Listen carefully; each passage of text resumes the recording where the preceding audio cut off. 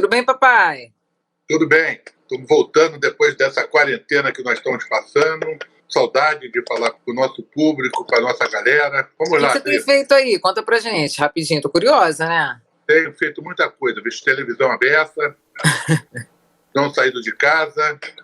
Quando sai, bota aquela máscara que te incomoda mais do que outra coisa. Eu não enxergo nada botando a máscara e o óculos. Mas vamos torcer, né? Vamos torcer para a melhora. Vamos torcer E vai pra passar, né? Faz parte do show. Mas vamos ao que interessa. Vamos falar aqui de você novamente, porque papai, a gente fez aquele guia do rebaixamento e o pessoal gostou. Então vamos fazer um guia do rebaixamento aqui novamente.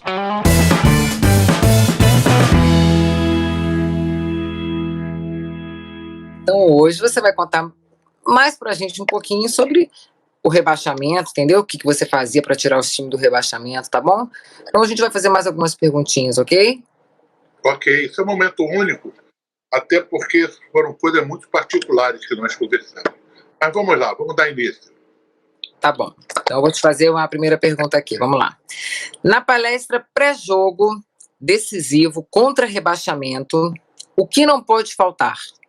Não pode faltar, acima de tudo, ser simples com os jogadores, ser objetivo, e nós conseguirmos, que não é fácil, participarmos do mesmo pensamento. Não pode haver um pensamento diferente.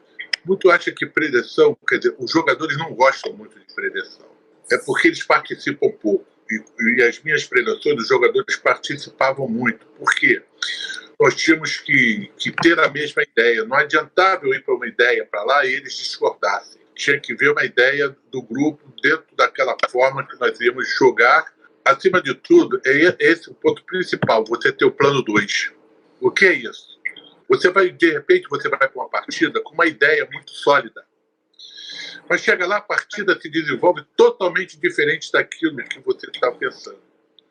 Então você já tem que, dentro da sua predição lá no hotel, você já tem que dar um subsídio para o jogador, porque se a coisa não der certo da maneira que nós estamos pretendendo fazer, nós imediatamente nós mudarmos a nossa forma de jogar. Ou dentro de uma estratégia de números, ou dentro de uma colocação de jogadores, numa mudança de jogadores que não modifique a sua qualidade técnica ou aquilo que ele possa render para nós. Você tem visto, e o nosso quem está nos acompanhando também, que já alguns jogadores já colocaram no ar que falavam, o Joel, no meio tempo do jogo, ele conseguia mudar a fórmula de jogar. Por você mudar em 15 minutos a fórmula de jogar não é fácil. Mas isso já era testado lá atrás na minha prancheta. Eu já diversificava o treinamento dentro daquilo que eu poderia levar para o jogo. Vou dar só um exemplo de um dos muitos e muitos jogos que nós passamos. Vocês lembram muito bem aquela partida do Palmeiras, onde nós saímos perdendo de 3-0. E eu, numa mudança, eu confundi, eu inibi. Como é jogo, o jogo tem blefe. Eu inibi a forma deles jogarem. Eu consegui atingir eles num local que incomodava eles. E eles não souberam sair. Tá falando do jogo da Mercosul, né, papai? Da Mercosul. Vamos lá. Agora, nos jogos que nós tivemos, e o único jogo do não rebaixamento foi o jogo que nós tivemos contra o Botafogo. O jogo estava igual, o Rodrigo Arroz fez uma falta, foi expulso, e dessa falta o Botafogo fez 1-0. E nós voltamos para o vestiário. Não deu nem tempo, quer dizer, eu pensei numa coisa, 40 minutos, em 5 minutos eu tinha que mudar minha forma de pensar. Naquilo que os jogadores entendiam e naquilo que nós tínhamos que fazer, porque a gente não podíamos perder o jogo. Então, o que nós fizemos? Esse jogo foi em volta redonda, nós estávamos com 2 jogadores de meio de campo, o Diego, eu mudei ele de posição, acho que ele estava do lado direito, eu patei ele para o lado esquerdo, e limpei o Botafogo como? Vou divulgar uma coisa para vocês, muito particular minha. E isso foi caso até de palestra dos jogadores. Nós estávamos com menos um jogador e fomos para o vestiário. E aí eu comecei a dar uma pressão curta e objetiva, que eu queria que nós jogássemos de uma maneira. Eu mandei marcar pressão, marcar homem a homem. No momento que eu mandar marcar homem a homem, os jogadores, como sempre sabe tudo, perguntam, mas peraí, tem alguma coisa errada. Eu queria que eles fizessem essa pergunta. Papai, você esqueceu? Eu falei, esqueci de quê? Aí já tava entrando no clima. Esqueci de quê? Nós estamos comendo sumo, como é que nós vamos marcar homem a homem? E realmente, né? Eles com 11, a gente com 10, como é que a gente vai marcar homem a homem? Aí eu dei aquele estalo. Vem cá, você é maluco? O que essa torcida, essa nação tá fazendo aí fora? Ele é o 12º jogador. Eu dei chilique. 12º jogadores. Se vocês não têm força para marcar homem a homem, por que vocês querem ganhar o jogo? Vocês não querem ganhar o jogo. Vocês já querem estar derrotados. Aí tem uma daquelas minhas. Os jogadores, geralmente, eles reúnem na escada da subida do campo para dar aquela palavra final. O que eu exigi deles? Eu mandei toda na hora de subir em campo beijar a bandeira. E olha, a gente estava perdendo, hein?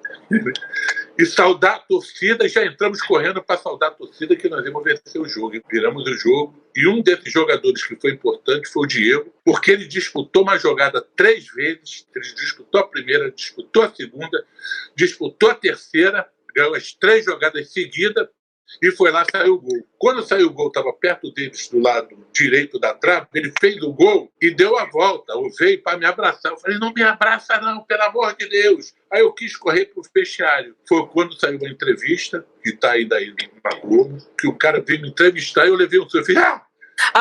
Nossa, é muito boa. É daquela entrevista, foi daqui que saiu. Maravilhosa. Nos acréscimos, Leonardo Moura entrou na área do Botafogo e colocou, marcando o 3º gol. Para aí, que isso, Joel? Se assustou? Vamos de novo. Marcando o 3º gol. Não quero falar. Nós estamos tão envolvidos no jogo, mas tão envolvidos, porque nós saímos de uma situação de 9 jogos que não podia perder, não pode perder. E nós saímos jogando o primeiro jogo fora, contra o Juventude. Mas tudo começou que quando o Flamengo me perguntou, quando eu cheguei no Flamengo, quando o Flamengo me perguntou o que eu queria fazer, eu falei assim, vamos subir para Teresópolis. Porque não tinha clima para a gente ficar no Rio. Porque se os jogadores ficassem no Rio, eles jamais iam se concentrar para o jogo. Porque você sabe como é que é futebol. Primeiro, a torcida do Flamengo ia cobrar, aonde eles passassem. E segundo, aonde eles estivessem e morassem dos outros clubes, iam, por licença da palavra, sacanear eles. Segunda divisão. Não parece, mas machuca. Então, ele a gente canta mesmo. Para levar a esposa no shopping, o filho no colégio, descer pro play, eles não iam ter sossego. Eu quis me isolar com eles. Então nós nos isolamos e eu falei para eles, olha, eu sou um treinador meio à moda antiga, eu tenho hábitos. Se vocês querem classificar, se vocês não quiserem cair, como eu vim aqui, vocês acham que eu vim fazer o quê? Comprar esse barulho? Eu não tenho nada com esse barulho. Eu estou comprando barulho para vocês. E tem uma verdade aí que pouca gente falou nisso. O Flamengo tinha contactado mais de 3 treinadores. E ninguém aceitou. Então deu a causa morta. Eu fui lá, aceitei. Aceitei junto com quem? Com a torcida e com os jogadores. E pedi comprometimento deles. Olha, se vocês acharem que vocês não podem fazer isso, então eu não quero nem chegar, porque eu não quero me aborrecer com vocês.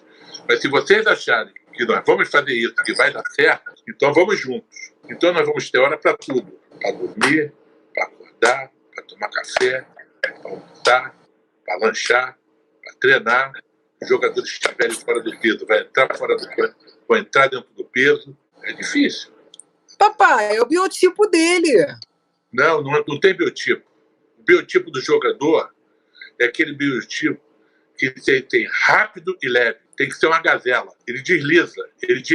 Isso que eu estou falando para você do Flamengo, isso aconteceu no Vasco, mais de uma vez. Isso aconteceu no Botafogo. Isso aconteceu no Fluminense. Isso aconteceu no Bahia, no Vitória, no Cruzeiro. No Cruzeiro, que era o último colocado, e no Internacional. Então, não é uma historiazinha. Mas vamos concluir seu raciocínio. Quando eles estão concentrados, tudo bem, eles fazem tudo bonitinho. Você está falando que o jogador é preguiçoso quando está em casa, vai acordar tarde, aí sai fora da rotina. E o jogador come bem, porque precisa comer bem. Agora, comer bem não é dizer que vai comer muito. Então, o jogador, ele na concentração, ele come muito. Eu tive um time que eu trabalhei, nós concentrávamos ali da Rio Petrópolis. Quando nós chegávamos, os jogadores iam tudo para a mesa. Esse time estava em último lugar. Eles iam para a mesa. O feijão, você sentia o cheiro lá na estrada. Porque botar feijão para jogador sem ter tocinho, linguiça, aquelas carnes de porco tudo, vinho recheado, atadura, aquele feijão. Feijoada? Vinho de farinha. e metiam bronca. Isso era meio-dia, 1h. Umas 3h, 3h30, a cozinheira balançava o sininho. Em 5 minutos eles estavam lá embaixo. O que tinha nesse lanchinho que você falou aí? O que tinha? Pastel, empada, bolo de coco, bolo de cenoura, bolo de tudo quanto é tipo, chocolate, café com leite. Eles comiam aquilo. 7h, 7h30, já vinha aquele feijão de novo. Aquele feijãozinho que eu falei lá atrás. Aí, à noite, ele ia lanchar. O time era o último colocado. Todo mundo pesado para correr. O que eu fiz? Fui na cozinha, falei com a cozinha. Não quero mais esse feijão, não quero mais empada, não quero mais bolo, não quero mais isso. Então, eu fui lá e cortei isso. O que aconteceu? Nós classificamos. Porque futebol é simples. Quando você não ganha tecnicamente, o time não é superior, você tem que ganhar na força, tem que ganhar no preparo físico, do trabalho que você fez. Então, você tem que ser determinado. Então, você tem que entender o seguinte, se você não se determinar, você não vai chegar em lugar nenhum. Seja time Flamengo, Botafogo, Fluminense, Vasco, Cruzeiro, Internacional, Bahia, Vitória, ou você parte para uma situação, ou você não chega a lugar nenhum. Essa tem que ser a verdade. Papai, você nos deu uma palestra aqui, né? Logo de cara. Mas tem que ser uma palestra mesmo, porque muitas pessoas acham que tudo que nós conquistamos foi por um acaso. Ontem mesmo eu estava vendo na televisão um jogo inesquecível que estava passando Vasco e Botafogo. Reprises? Muitas reprises. Aquele jogo que o Vasco perdeu de 6-0. Sim, claro. Aí eu entrei. O que aconteceu? A mesma coisa que eu te contei no Flamengo, quando o Flamengo ia ser rebaixado. Primeiro, colocamos ele do nosso jeito.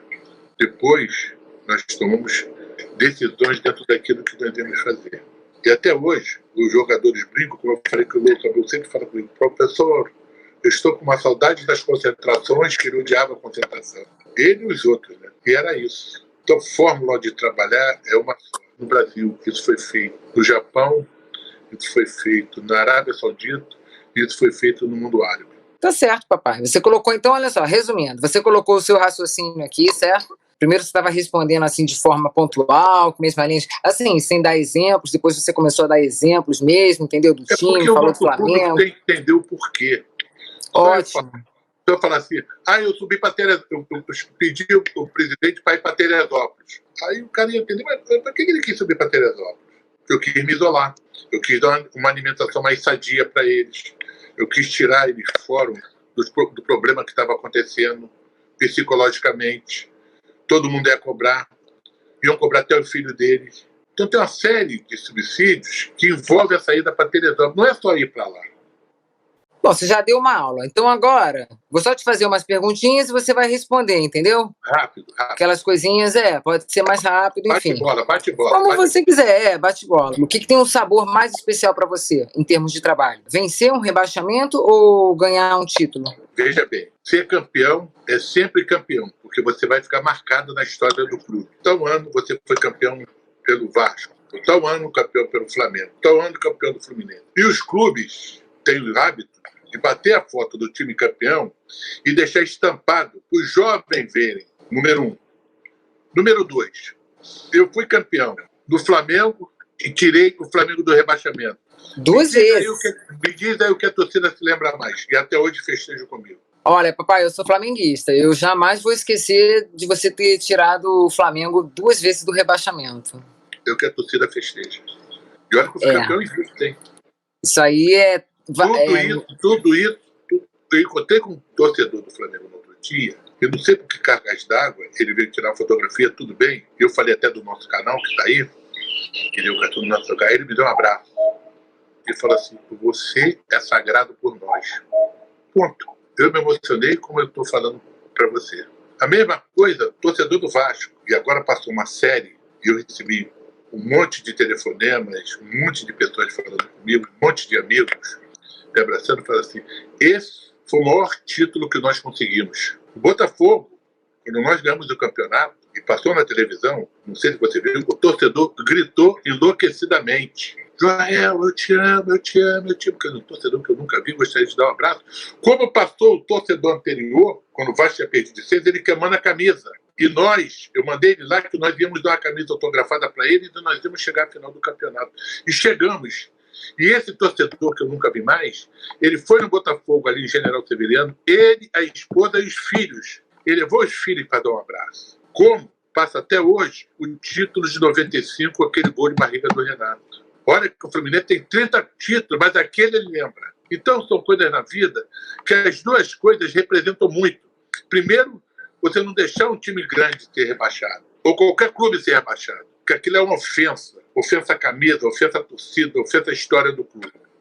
E outra é você dar um campeonato, que você marca a sua história dentro do clube, você marca seu território. Então hoje eu sou respeitado porque eu boto minha bandeira nos 4 clubes do Rio e nos 2 clubes da Bahia, que aqui é meu território, está lá na história do clube. Então as duas coisas são mais importantes. Eu vibro tanto quando não deixo uma equipe ser rebaixada e vibro tanto também quando uma equipe é campeã. Isso é uma história, isso está marcado. Isso ninguém tira. Isso é uma tatuagem dentro de mim que até a hora da minha morte isso vai ficar lembrado. Vai demorar muito, tá, papai? Eu espero que sim.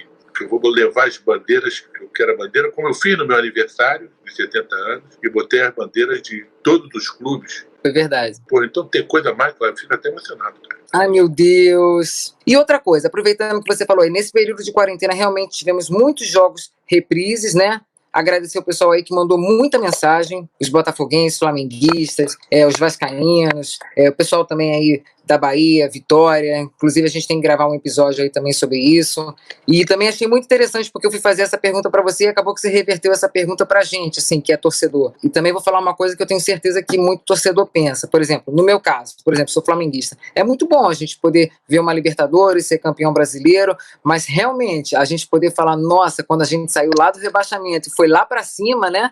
A gente foi lá pra zona da Libertadores, como você fez aquilo as 2 vezes, foram 2 vezes, é maravilhoso. Então, não teria o mesmo gosto a gente ser campeão e ter caído já. Então, vale tanto quanto, realmente. Vou continuar, tá? Que não vou ficar aqui puxando o seu saco não, tá, papai? Acho que você já contou isso aqui, né? Eu ia te perguntar como trazer a torcida para o seu lado em momentos de crise, numa luta contra o rebaixamento, mas com certeza você já deu essa resposta aí, né? A torcida é o seguinte, você pede a ela, nós estamos precisando de vocês agora.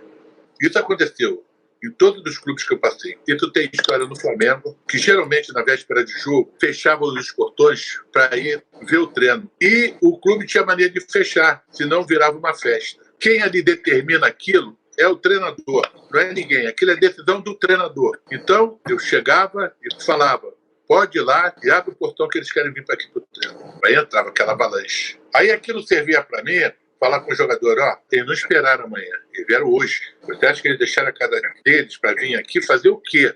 Vir treino? Não, eles vieram aqui para ver a gente vencer. Essa foi uma. No Fluminense, em 2000 e pouco, a gente foi campeão, e eu convoquei a torcida para nos levar para o Maracanã. E ela nos levou. Na hora do jogo, nós concentrávamos ali no Leme, a torcida foi para a Avenida Atlântica de carro, aquela fileira de carro, até chegar lá no começo de Copacabana, eles abriram o intervalo e a gente botou o ônibus ali dentro e eles foram nos levando para o Maracanã. Olha que coisa emocionante. Muito. No Botafogo, quando nós fomos para decisões, nós pedimos à torcida também, do mesmo jeito, para comparecer naquele jogo contra o Vasco. O Vasco tinha dado de 6, na outra vai dar no mínimo de 2, 3. E nós só tínhamos uma coisa, o trabalho, e a torcida do Botafogo é o seguinte, ela só vai quando ela acredita. Nós pedimos para ir na General Severiano, eles encheram, lotaram, ficaram até gente do lado de fora, e eles começaram a cantarem no treino. Isso aconteceu no Vasco, o Vasco tinha mania também de ficar do lado de fora, nós pedimos para abrir o portão atrás do gol, essas coisas todas para ver o treinamento. No Bahia foi a mesma coisa, no Vitória. O torcedor gosta de, nesse momento, não é só participar da hora do jogo, participar nos treinamentos. Então, o torcedor você convoca. Se você convocar, ele vai. Ele fala assim, amanhã é dia. O repórter pergunta, dia de quê? Dia de jogo? Eu falei, não, dia de guerra. Jogo é do treino. Guerra é nas decisões. Papai, você fala bastante desse jogo do Botafogo, né? Claro, você fala de todos, né? inclusive foi contra o Flamengo, fez 10 anos aí na quarentena, né? A gente tem que fazer até uma correção aqui. Na verdade, a gente gravou com o Somália, a gente vai gravar com o Louco Abreu, enfim. E aquele jogo, na verdade, né, que a gente... O episódio com o Somália foi maravilhoso, né? Divertido, porque o Somália não te escutava. Chama lá o... do Somália! Mas não foi no jogo contra o Flamengo que foi esse episódio, entendeu? De você chamar ele de viado. Assim, foi no jogo contra o América, entendeu? Isso aí eu precisava consertar, então eu vou deixar aqui essa parte aqui para consertar, porque nem o Somália se ligou nisso e nem você se ligou nisso, tá, papai? Porque quando eu te perguntei, você também não falou que foi contra o América. São tantas emoções. É verdade, gente, desculpa. São tantas emoções. É verdade, ninguém se ligou nisso, tá? E a gente estava muito focado em falar, né, do jogo do Botafogo com o Flamengo, que acabou que a gente misturou ali, então foi isso. Mas e agora eu vou te fazer uma última pergunta aqui, para encerrar essa parte do quiz do rebaixamento aí. Por que, na sua opinião, na hora que o calo apertava mesmo, né? Ou seja, na hora que o calo apertava, na hora que o time estava pronto para cair, por que chamavam o Papai Joel? Na realidade, às vezes não era nem o clube que chamava, eram os jogadores. Ou a torcida, né? Os jogadores que falavam que veio o desespero. Eu vou falar uma verdade para você. Quem faz propaganda de treinador não é jornal, não é nada. São próprios jogadores. Os jogadores se conversam. Eles não querem coisa chata. E eu fui sempre uma pessoa que eu nunca quis entrar na área dos jogadores. Eu era apenas uma estrela no céu. E eles eram uma constelação. Eu nunca quis dizer que eu fui isso, eu fui aquilo, eu ganhei. Eu não usava a primeira palavra eu. Eu sempre usando nós. E uso até agora o nosso canal, essas coisas todas. Por quê? Porque isso é uma composição de vários segmentos que cada um vai participar de uma maneira ou outra. Inclusive, todos os clubes que eu passei, sem quando eu não estava treinando, quando eu não estava na minha sala, eu estava onde? Eu estava onde estavam os roupeiros. Era impressionante. Então eu tinha mania, que agora não tem café no clube de manhã, eu tinha mania de comprar pão, mandava ele fazer o café, comprar pão, mortadela, queijo, essas coisas todas. E nós íamos para dentro do vestiário e fechava a porta, porque o jogador é sem vergonha. Ele sentia o cheiro do café lá de fora e batia na porta. Teve clube que os caras até arrombaram a porta para tomar café. Os caras batiam na porta e ele falava assim, não tem ninguém aqui dentro não. Aí eles queriam entrar. Aí aquilo ficou hábito de levar e eles chegavam cedo. O café para tomar, para você ver como eram as coisas. E quem mais reza para treinador, que gosta de treinador e quer que o treinador fique, é o roupeiro. O roupeiro sabia mais do que o presidente. Você sabia quando você ia cair pelo roupeiro. Não sabia pela direção, quando já ia te mandar. Já sabia antes. O roupeiro sabe de tudo. Aí ele já passava tudo, né? Passava tudo. O roupeiro passava para mim todas as coisas de jogador. Jogador que era firme, jogador que não era firme, essas coisas todas. Porque o roupeiro lidar com o jogador. E eles faziam questão. Eu chegava cedo, que eu chegava sempre muito cedo, que eu não gostava de pegar trânsito, e passava nas padarias, comprava o que tinha que comprar e vinha, abria a porta, fechava tudo, fazia um barulho, e ficava dentro da rouparia. Eles arrumando a roupa, acabando de arrumar a roupa, que já estava pronta, porque eles chegam no clube 5h30, 6 horas da manhã para arrumar o material, ou se não, deixava pronta do dia anterior. Então, resumindo, você estava sempre na central de informações, né? Na rouparia. Era mesmo, cara. Todo mundo, papai. No Bahia eu tinha um que chamava, eu acho que era Lourinho, era um lourinho pequenininho, que ele fazia de tudo, cara. De tudo que você pode pensar, ele fazia. Você tá isso, você tá aquilo. Gostava de ficar atrás de mim dentro do jogo, que ele ficava rezando pra mim no anjo do guarda. Você falou bastante aí do... Não responde, não precisa responder e falar nada agora, tá? Só vou deixar uma deixa aqui. Você já falou bastante aí do Bahia e do Vitória. É uma coisa que tá faltando a gente colocar aqui no nosso canal, mas a gente já grava em seguida, tá? Porque já vieram me perguntar, poxa, ele acha que será que o papai é mais rei da Bahia do que rei do Rio? Não precisa responder agora, fica pra próxima, tá bom? Vamos fazer um Vem Com a Gente aí. Pera aí, olha só, pra você matar a saudade. Tá com a camisa, né, papai? Pera aí, eu tô com a camisa, não é tua camisa, não. Aqui, ó, deixa eu botar tá bom. Os Instagrams já estão aparecendo aqui pra seguir, @canal do Joel Oficial, @Santos com Y10, tá tudo certo. Se inscrever no nosso canal. Aqui não tá aparecendo muito, não. Canal do Joel no YouTube. Aqui, agora apareceu. Que bonito. Tá presente. Aonde eu vou, ele tá presente. Então tá bom. Vamos fazer um Vem Com a Gente? Vamos fazer um Vem Com a Gente rapidinho aqui? Vem com a gente.